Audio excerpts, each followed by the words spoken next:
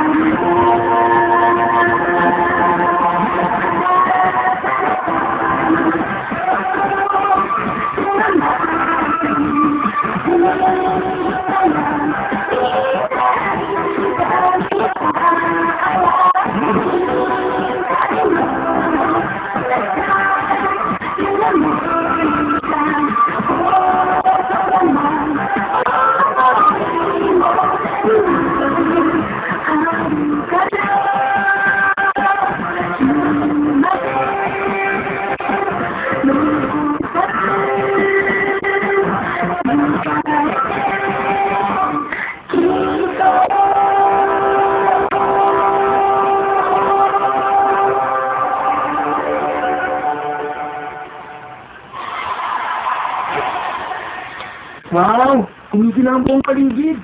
Kahit isang bata, napakagaling na mag-inis. Dito muna kaya harap, lalabas muna ako.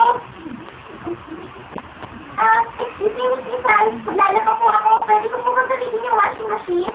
Oo naman, nakakisalamat ko. Napaka-responsable niya. Mabait siya. Ililang na lang natin ang siklado na yung Ray. Masasaktan lang siya. Ano yun? Yung tungkol sa pagmamahal yung Ray sa'yo, hindi na dapat nalaman ni May yun. Ha? So, Totoo ba yung narinig ko tungkol kay Kuya? Sinanda naman ni Kuya Carlos, nabigay ko nila ng Kuya mo. Wala yung nila. Wala yung nila. Wala yung nila. Ang Kuya wala ka yan. Yung mga kapatid natin. Sunod yung nasibat na ko. Sabi ko katuloy. Hindi ko dapat sabihin. Hindi ko naman sabihin mga sinabi ko. Oh, hindi. Kaya, hindi naman. Marami naman klase na pagmamahal. Pero sa kapatid ko, kaibigan, di ba? Ang bawat isa na siya sa kaibigan sa mga pagmamahal. Depende na kung sabi ko sa mahal mo siya. aba, wala akong kinalaman dyan, ha? Nakikinig lang ako dito. Ano ba tungkol na pinasok ni Kuya? Kasi sabi matagaling sa kanya kung nakakasaki. Kahit yun na si Kuya, kahit talaga siya tatak, sabay na mapagmahula ka pa rin si Kuya yun eh.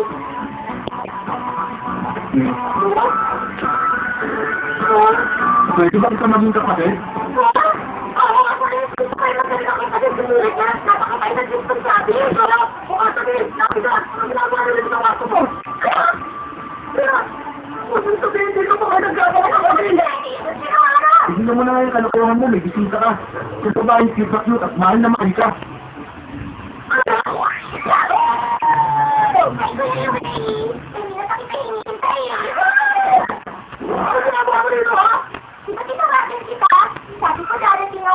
Kailan ko tumawag? Oo nga pala, tumawag siya. Nakalimutan ko na sabihin.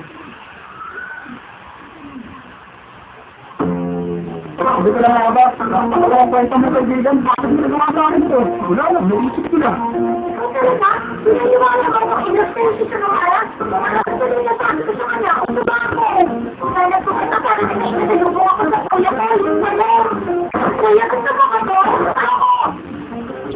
Bago ko bang ano sa inyo?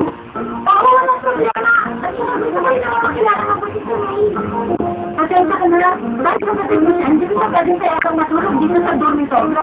Kaya nagpapapunta sa kila natin ka matutulog. Ako! Nabisan, maraming salamat ha. Alam ko, hindi mo siya kababalaan. Nandito na ako! Magandang gabi ho. Kumusta ka o kapatid? Long time na siya. Sino ang bata niya? Alam niyo, ang pinaganda niya po. Talaga, maraming salamat. Hindi mo ba kasi nakita? Hindi, ang ganda na niya. Hindi ko kayo nabibiro. Ito, ano pagulungan to ha? Mama, meron mo siya nakasama no? Sagot Ito mo muna ang tanong ko. Gusto mo bang malaman kung saan paano mo nakuha yung peklat mo sa bato? Bakit hindi naman mo yung itatanong ko eh? Meron mo ako pwede sa tato ko? Oo, hindi mo ba alam? Kung gusto mo, nagamit ako ng salamin para makita mo ang sinasabi ko. Ano ko gusto mong tata? Malaki na ako may tayo makita sa tato ko. Gusto ako makita ka. Ang mahal, dalaga na anak natin. Kaya nga pa yung anak ng babae. Kung si mama ko hindi na sa tato ko, okay lang. Mamay ko na si may tato ko na.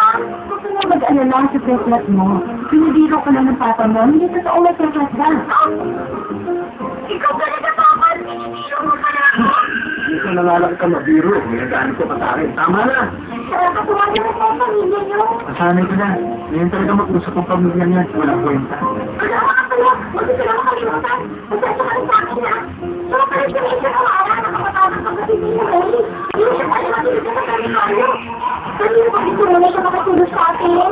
Kasi dati ko, hindi na natin ako sa iyo kailangan. Also pa dito, matang nahiya, tawagin mo na lang akong auntie ka na. Ako, Uncle. Magkakasundo tayo kung tatagatin mo na. Wala mang gwapo dito. Ang ganda-ganda ni Ate at kung nakapin naman si Ate at kaya na pamilya niyo. Mabait na bata naman pala to eh. Gusto mo ng 100,000 para alawa. Yaman na ho pala kayo ngayon.